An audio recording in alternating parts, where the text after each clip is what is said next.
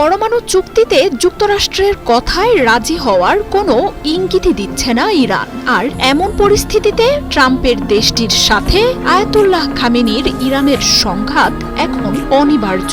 সেই মতো প্রস্তুতিও নিতে শুরু করেছে ইরান যুক্তরাষ্ট্র। ইরানে হামলার জন্য দিয়েগো গার্সিয়াতে যুদ্ধ আর বোমারু বিমানের বহর জড়ো করেছে যুক্তরাষ্ট্র।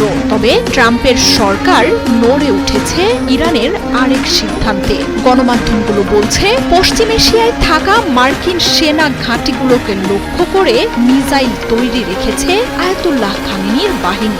সবগুলো ঘাঁটি ইরানি মিসাইলের আওতায়। যুক্তরাষ্ট্রের যে কোনো উস্কানির জবাবে মিসাইলের হামলায় সেসব ঘাঁটি ছাড়খাড় করে দিতে পারে যে কোনো সময়। নৌঘাঁটি ডুবিয়ে তাণ্ডব নামিয়ে আনতে পারে 50,000 মার্কিন সেনার উপর।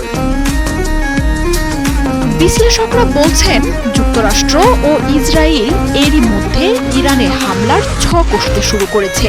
সামরিক সূত্রগুলো বলছে, কোনো হামলা হলে ইরানের প্রস্তুতি আর অবিশ্বাস্য ক্ষমতা যুক্তরাষ্ট্রের জন্য বিধ্বংসী পরিণতি ডেকে আনবে, যার প্রমাণ মিলেছে গত বছর ইসরায়েলের সব প্রতিরক্ষা ধ্বংস করে 200 মিসাইলের আঘাত। মাঠে ইরানের শক্তি কতটা সেই সম্পর্কে তথ্য জোগাড়ের পর এখন মাথা খারাপের দশা ট্রাম্পের।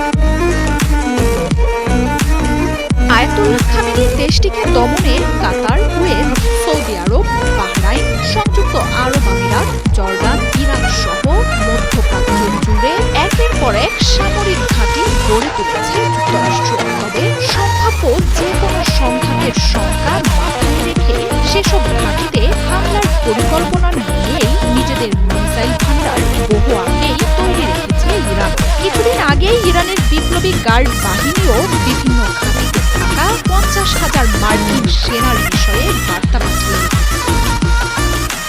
ইরানে হামলা চালানোর জন্য দিয়েগো গার্সিয়ার যে মার্কিন ঘাঁটি নিয়ে এত জল্পনা কল্পনা, সেই ঘাঁটি ধ্বংসেও ইরানের হাতে রয়েছে পর্যাপ্ত অস্ত্র। খোররাম শহর নামের শক্তিশালী ক্ষেপণাস্ত্রের আঘাত বা শাহেদ কামিকাজের ড্রোনের হামলায় 4000 কিলোমিটার দূরের এই মার্কিন বাহিনীর গর্বের ঘাঁটি পরিণত হতে পারে ধ্বংসস্তূপে। এছাড়াও ইরানের যুদ্ধ জাহাজগুলোও এই ঘাঁটিকে নিশানায় রেখেছে। অঞ্চলটিতে থাকা ঘাঁটিগুলোর মধ্যে কাতারের আল উদেইদ এয়ারবেস সবচেয়ে বড়। মার্কিন প্রতিরক্ষা বাহিনীর সেন্ট্রাল কমান্ডের হেডকোয়ার্টার থাকা এই ঘাঁটিটি অঞ্চলটিতে সবচেয়ে গুরুত্বপূর্ণ ও স্পর্শকাতর স্থাপনা। তবে ইরান থেকে মাত্র 275 কিলোমিটার দূরের এই ঘাঁটিকে যে কোনো ধরনের ক্ষেপণাস্ত্র বা কামিকাজের ড্রোন দিয়েই উড়িয়ে দেওয়া সম্ভব। মধ্যপ্রাচ্যে মার্কিন নজরদারিতে গুরুত্বপূর্ণ ভূমিকা রাখা সংযুক্ত আরব আমিরাতের আবুধাবিতে আল দাফরা বিমান ঘাঁটিটি রয়েছে 5000 বেশি মার্কিন সেনা। মার্কিন আগ্রাসনের অন্যতম এই স্থাপনাটিও ইরানের 250 কিলোমিটারের আওতায়। প্যাট্রিয়ট ও থাডের মতো প্রতিরক্ষা ব্যবস্থা দিয়ে ঘেরা থাকলেও ইরানের যে কোনো মিসাইলই তা সহজেই ভেদ করতে সক্ষম।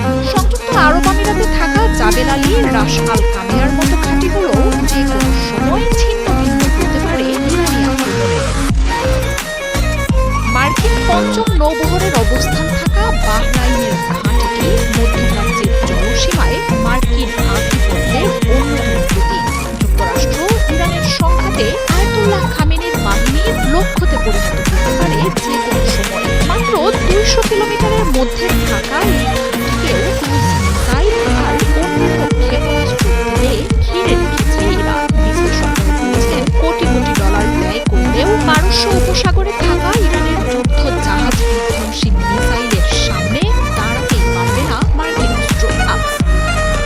মার্কিনীদের সাথে সংঘাতে ইরানের সবচেয়ে বড় লক্ষ্যই হবে তখন ফিলিস্তিনে গড়ে তোলা রাডার ফ্যাসিলিটি। ইরানের বিরুদ্ধে এই ঘাঁটির প্রতিরক্ষা ব্যবহারের আগেই যে কোনো সময় আয়াতুল্লাহ খামেনির বাহিনী উড়িয়ে দিতে পারে এই স্থাপনা। আর ইরানের হাতে থাকা মধ্যম পাল্লার যে কোনো ব্যালিস্টিক মিসাইলে এই ঘাঁটি উড়িয়ে দিতে যথেষ্ট। একইভাবে মার্কিন ড্রোন ও যুদ্ধ বিমানের হাব জর্ডানের মুয়াফাক সালমিন বিমান ঘাঁটিতেও ইরানের মধ্যম ও দূরপাল্লার ড্রোন বা ক্ষেপণাস্ত্রের হামলায় ধসিয়ে দেওয়া সম্ভব।